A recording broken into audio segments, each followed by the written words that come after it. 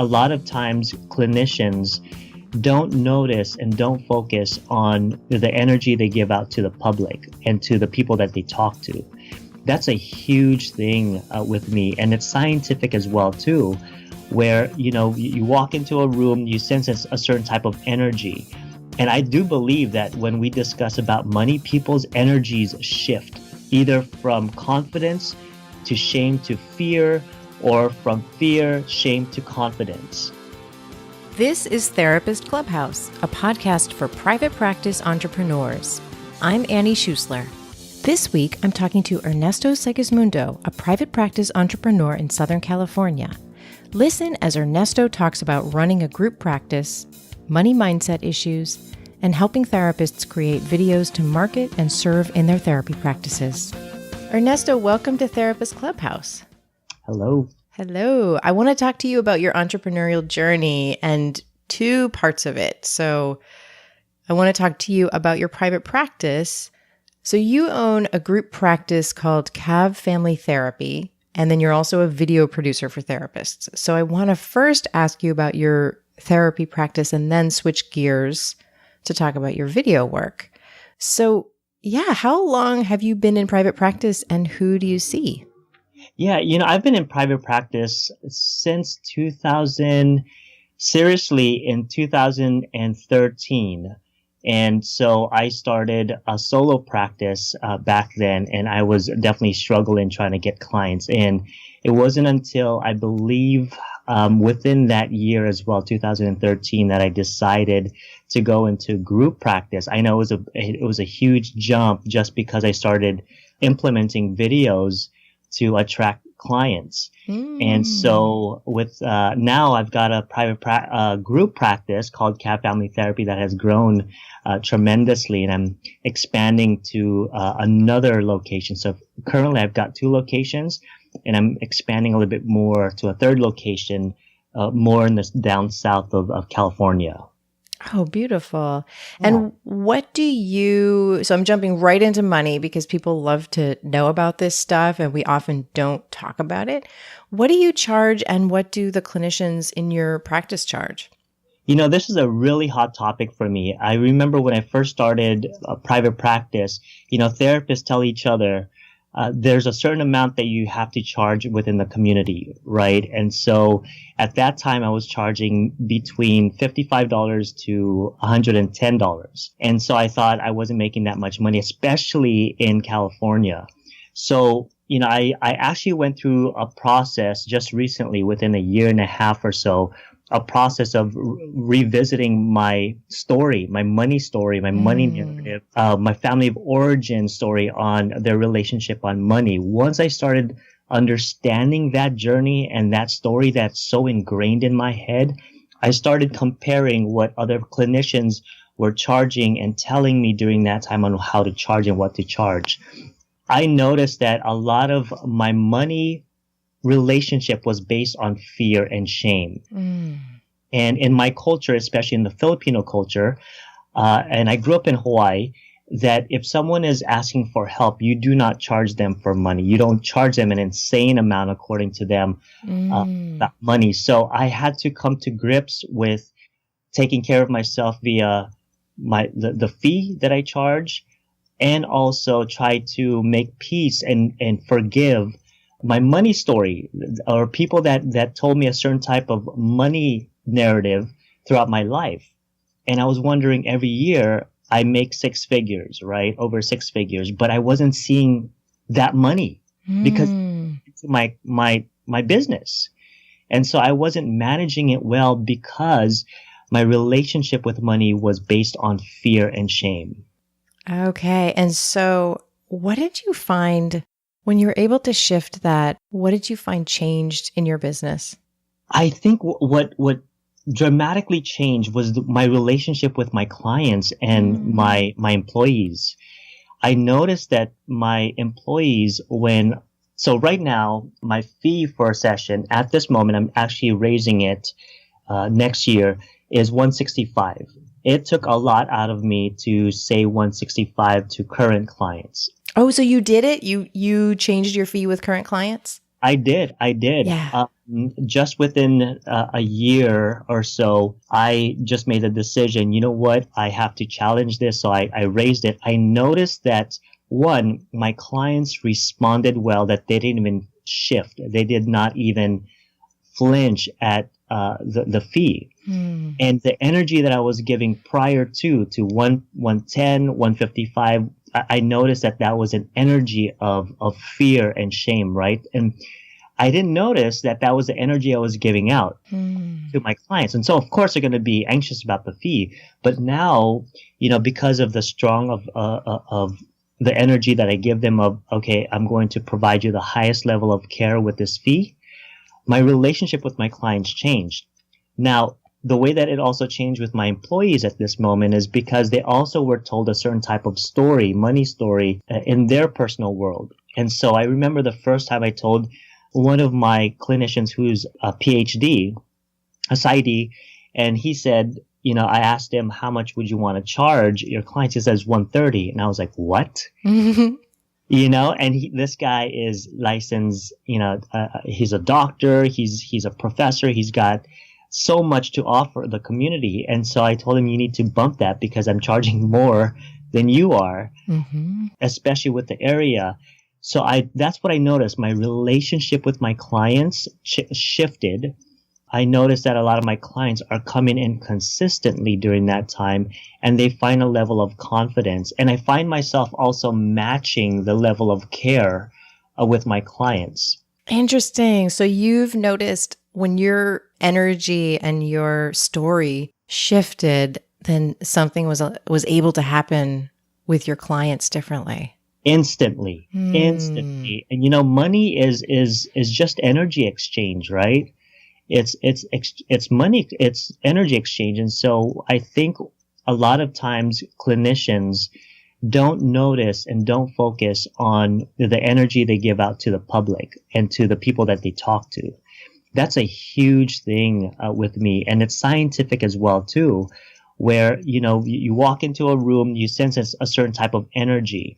And I do believe that when we discuss about money, people's energies shift either from confidence to shame to fear, or from fear, shame to confidence. Yes. And that's what I'm noticing with my business as well, too. The more that you bring out that type of energy and understanding your relationship with money, it will shift. And it's a place where, I think that we as therapists, as healers, we look for opportunities to work on ourselves. And we know when we work on ourselves, then we can be there for our clients. And if we don't work on ourselves, then our stuff is going to be activated by their stuff and vice versa. Yeah. And then when it comes to money, we so often don't do it, right? Like we just kind of leave that one out. And then they're not healed by that. Exactly. And I think it has a lot to do with our profession in general. You said healers, right? For some reason, the mental health profession, the healer community, when it comes to money, we think money is rooted so much in negativity, right? If someone is in health, that bleeding heart of us starts, pumping. And when someone is depressed or suicidal or marriage is falling apart, relationships are falling apart, we don't go with, okay, how much does it cost, right? That's not our natural tendency. Our natural tendency is genuine care and love for our clients and for those people who are hurting. And that's difficult to merge, the money and also helping in a genuine manner your clients. Yeah, but it's like the way that you're talking about it now, money is about self-care, right? Like that's what we have to figure out for ourselves. What do I need to be able to take good care of myself, to be able to get good training, good therapy of my own, all of this good food, all the stuff that I need. Yeah. And then when we really confidently figure that out and take care of ourselves, then we're able to not even have it getting in the way when we're there with our clients in the room. Yeah. And and you make an incredible point. And I was doing a keynote speaker engagement a few weeks ago in Texas. And one of the things that I mentioned was mental health professionals and the healer community are notorious for not practicing self-compassion and and we extend that to everybody else, but we fail to extend it to ourselves, right? There needs to be a shift. If you can't take care of yourself, if you can't experience or practice self-compassion, self-love, it's going to be very difficult to genuinely care for your clients. And this has a lot to do with money as well, too. Yes, absolutely. Yeah, because money is part of our self-care. Yeah, absolutely. And it's really hard to take good care of ourselves without it. Yeah. Yeah. And have you ever had, I think maybe you're kind of touching on this, but have you ever had a low or scary moment in your business? Oh, all the time. When you're an entrepreneur and you're on Facebook and you're seeing the success of your colleagues, there's a lot of things that goes on. One, I have employees that I have to take care of, right? Making sure that they're taken care of in the area of our business. But there are some times when the finances go up and down. There's expenses, there's trainings involved. As an entrepreneur, it's almost as if your mind is constant on how to prevent and how to maintain the health of your business. And that just comes with the monster. It just that's just the reality. Anyone who is sailing along their business, I tend to be very skeptical of them because in business, and this, you take a lot of risk, right? A calculated risk, and you can't really treat your business as a fear-based business because it's not going to be profitable, I think. So yes, absolutely. There are times when I have to look at months in advance and go, okay, let me see and make sure that we are financially healthy. What do I need to do to expand? Because I do think businesses, we get so complacent. We see clients every single day. We see that amount that we see and we go, okay, we sit back, right? We sit back because we've met our threshold. We've met our guideline or whatever it is. But I think businesses have to continually grow, and it's good for the community. It's good for our society that we continually grow. And I think I'm going to disagree with you just a little bit or add something to that is I think sometimes we need to grow and sometimes we need to shift and sometimes even simplify in order to shift in a different direction. So I think there is a rhythm and I think there is not a way to, I think this is the part I completely agree with is I think you can't just come up with a formula and then hold on to it forever. Yeah, I think we have to respond to our lives, to our passions and to, the changes. Absolutely. And, you asked about the changes, the addition to, if you asked me, 3 years ago, 4 years ago, if I were to do a group practice, I would say, what? There's no way. And you're absolutely right. Something shifted during that time that made me feel a bit more comfortable with having a group practice. Well, and speaking of changes, how long, this is a huge leadership role that you have with therapists. How long have you been helping people with video services and with getting therapists to try video? Sure. In 2013, around that time, I remember struggling, and a friend of mine called, in my private practice, a friend of mine called from Irvine, California and says, hey, I saw your video on parenting, because I attended a real estate agent conference and they were using videos during that time. And I was like, whoa. And I didn't see any therapists doing any videos, right? Mm-hmm. So I did a parenting video after the conference, and I noticed that I started getting clients off of that, and people noticed, wow, I saw your parenting video, because my church distributed the video, and it was also on YouTube and Google. People started seeing that, and I got clients from that. And so a friend of mine called and said, I saw your video. It was great. And I didn't think it was great, but she thought it was. So I did a promotional video for her. That was my first promotional video. And she handed me a $500 check. And I was like, what? I just didn't really think anything of it. I was like, whoa, that's going to be a business.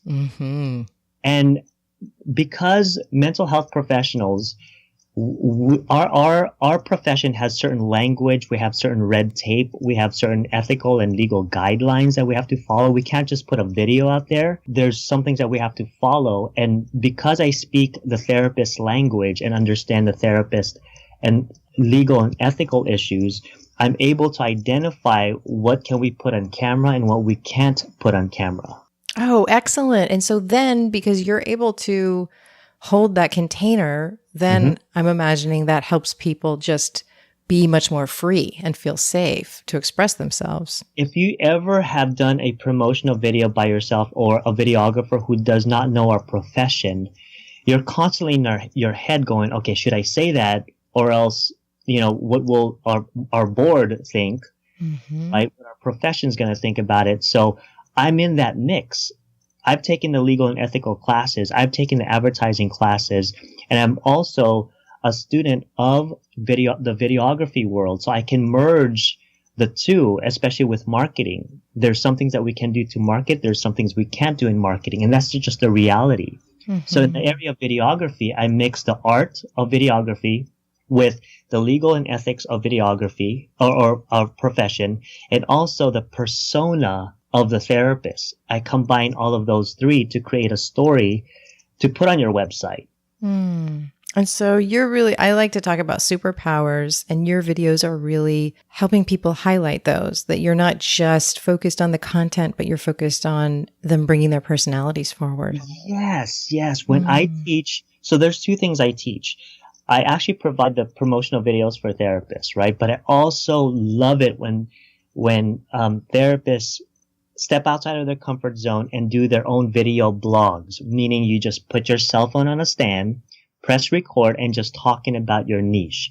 I've noticed that the clients that come in and the videos that I've created for other therapists, their clients would tell them, wow, I recognize your office. Oh, you sound like this, just like in your video. You look like this. You have this energy. That energy needs to be on film because our clients are responding to that energy. Absolutely. So Ernesto, this is interesting. One of my best friends, I would show her when I was first starting to create any kind of video, I would show her very shyly, like, okay, so this is what I created. How is this? And she would laugh and say, I don't know. It's not you. There's just something weird about how you're acting in the video. And then, over time, I've gotten more comfortable. How do you help people not get weird on video? Yes. The main thing is when I do promotional videos, I have discussions over the phone prior to the video, like maybe 2 or 3, and just to get to know them, right? I want to develop that relationship with them. So on the day of the filming, it feels like they're talking to a friend. Okay. Yeah. Right. So I go to their website. I write down the questions.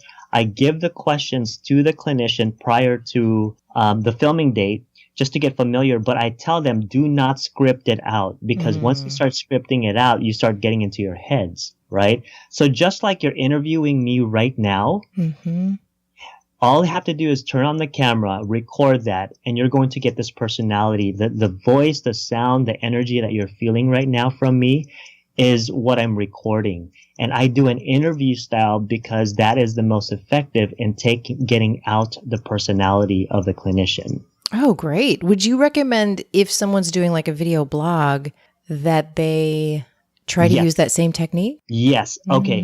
Now you're getting me excited because Facebook has Facebook Live, remember? Yeah.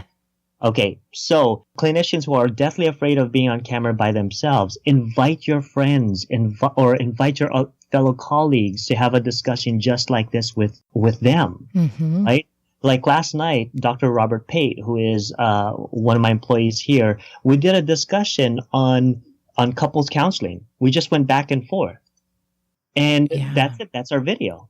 Did you do it in the same space, or did you use We did. something like Be Yeah. Live to do it? Yeah. So we did two things. We did it in the same space in our Mm-hmm. office. Mm-hmm. And then I also invite other people through Facebook and have a discussion, right? You can actually invite people like side by side interview on Facebook. You can do that on Facebook Live. Be Live is Nice. another one that you use, but Facebook has made it easy to do the interview style videos now. Okay, great. Great.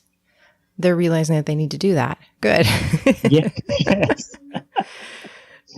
Excellent. What mistakes, I think maybe we've already touched on a couple of them, but what mistakes do you see therapists making with their videos where you're thinking, oh, I wish I could talk to them? Yes, one of the things that is, let's go with the liability piece. Mm. So, a lot of therapists that I've seen guarantee their clients a few things. You know, if you have a relationship, and I'll give you 3-4 tips on how to increase your intimacy in marriage. Right? You have to be very, very careful about letting that be concrete, or letting that video be a standalone. You always have to have a call to action at the end that says something like, you know, if this video resonates with you and you need further assistance or support in your relationship and your marriage, please contact blah, blah, blah, blah, right? Or visit our website for more information. That eliminates any liability with your video. The other piece is, if you're doing a video on depression and anxiety, automatically your video at the end should have a call to action to something like, if this resonates with you, if you're struggling with depression or anxiety or have suicidal ideation or thoughts, please contact the 1-800-SUICIDE Lifeline, right? Excellent. So just the call to action like that will relieve you of any responsibility or liability when you're doing some really strong videos within that realm. Always point them to further support. That's the main thing. Okay. Excellent. Anything else? Anything that you see therapists doing in terms of having their video be too short or too long, or any of those kinds of things? Yeah. You know, one of the things that every time I get a chance to know a clinician, and then I see the videos that they create, they lose a sense of themselves, right? It's like they're too much in their head, thinking about what to say, thinking about all of those things. Oh my gosh, I have bags under my eyes, my hair's in the place, things like that. Just practice. Just practice getting on camera and think, how can I show up on camera? How can I show up on camera that people love? Right? Personality is the key to the perfect video. Okay. Do you think it helps to picture that you're talking to somebody in particular, like your favorite client, or even your kid or your beloved, or anybody like that? Absolutely. A video that talks directly to your specific client is the most powerful video out there. If you notice, when you visit certain websites, if I go on a therapist website and they start talking about themselves and all the years of things that they've done, all of those things, I turn that off. Yeah. The landing page for a website, a video, should be directly and immediately talking to those who are finding relief. Absolutely. And whenever we're in our offices talking to our clients who are a good fit for us, we don't feel awkward, right? We don't feel like, oh, how's my hair look? How am I doing? We're just there for them. So that makes so much sense. If we can turn that on video and just serve, that we're going to do a lot better. Yeah. This is something I like to ask everybody. If you could time travel to the start of your business, what would you tell the Ernesto of that time?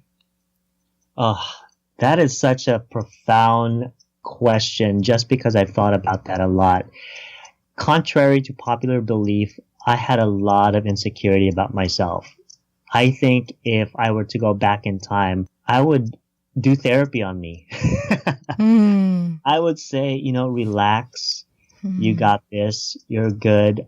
We know that imposter syndrome that, visits us once in a while. I struggled with that because I was comparing myself to a lot of seasoned clinicians, especially entrepreneurs that were, making over six figures. They were expanding in the profession, and I noticed comparing myself to them, and that is not good when you start comparing yourself and your situation to someone else. So that really kind of messed me up for some time. If I were to go back, I think my process as an entrepreneur now would be a little bit more faster and a little bit more efficient.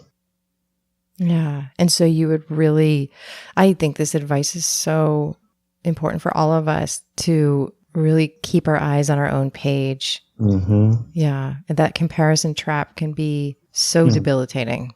Oh gosh. Yeah. And a lot of our colleagues, when I do promotional videos, when I have discussions with them, because I'm a therapist, they automatically feel a sense of, okay, it feels safe to talk to you about these things, right? It's just natural. And so I hear a lot of these things, and I see myself reflected in their insecurity. I see myself going, yeah, I've been there and I'm still there, and it's okay.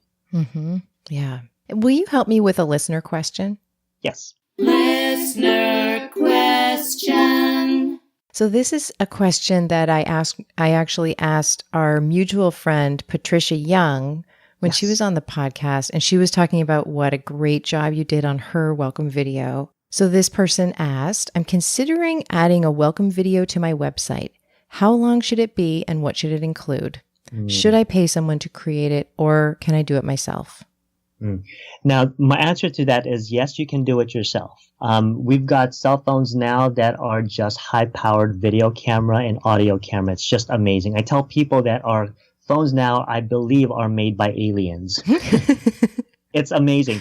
So absolutely, I would say keep your videos as short as possible. When I mean short, I mean 2 minutes, about 2 minutes long.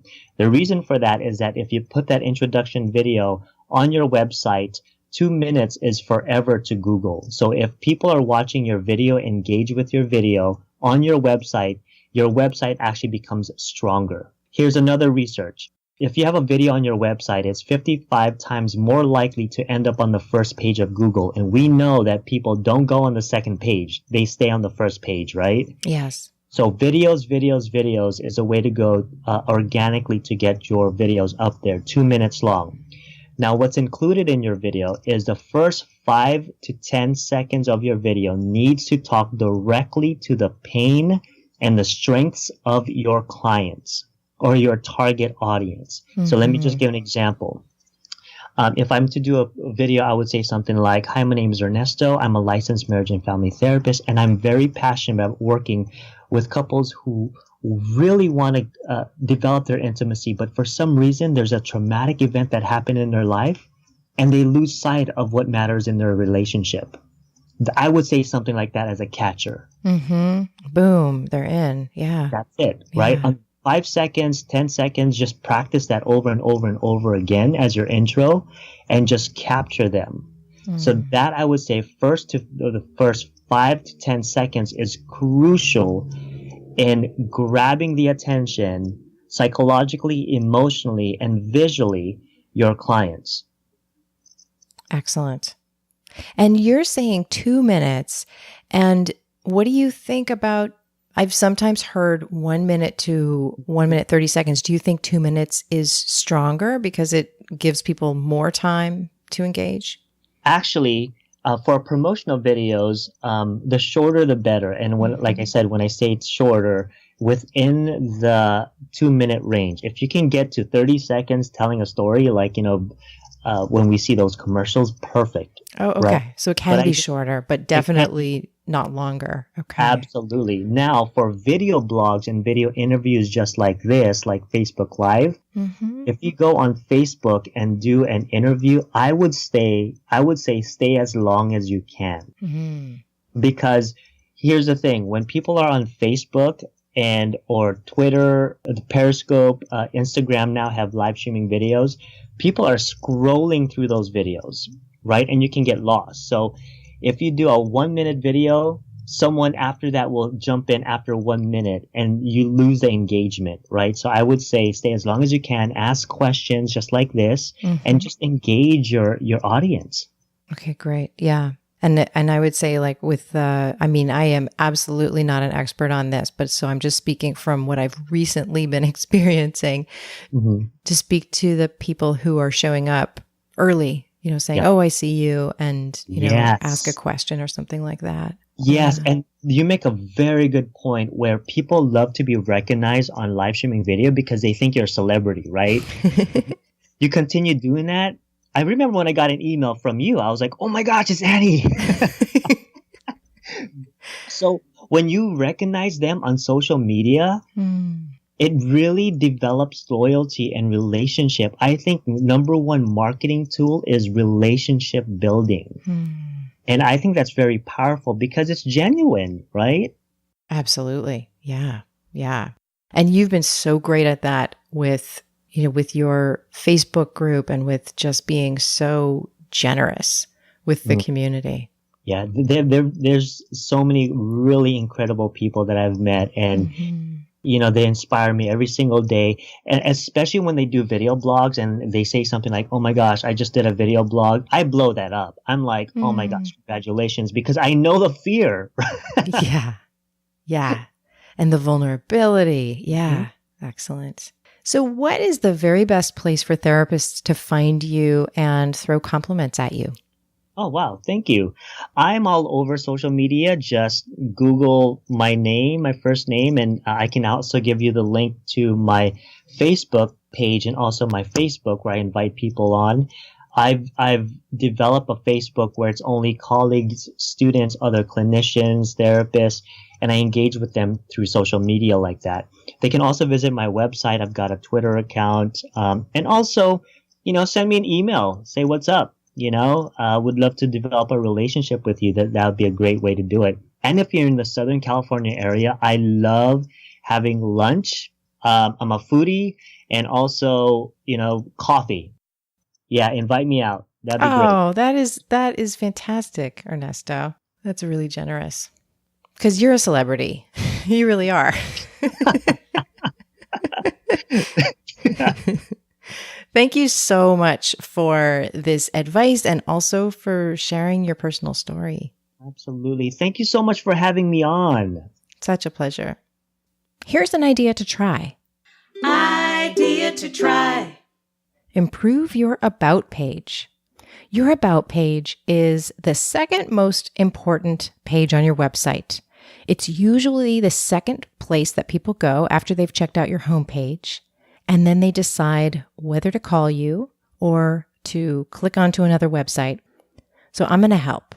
Go grab my free training, Create a Better About page. If your About page is bland and not showing off your superpowers, it's not doing its job. If you can increase the number of visitors who call you once they visit your site, you can increase your income significantly even without more web traffic. I've created a video and worksheet walking you through a step-by-step process to create a better About page. Go grab it now by going to the show notes for this episode at therapistclubhouse.com and click on podcast. Thanks for listening to Therapist Clubhouse. Remember to go and grab your About page training now at coachingwithannie.com and click on podcast. You'll find it right there in this episode's show notes. See you next week. Okay, so let me ask that question again so that I do it correctly.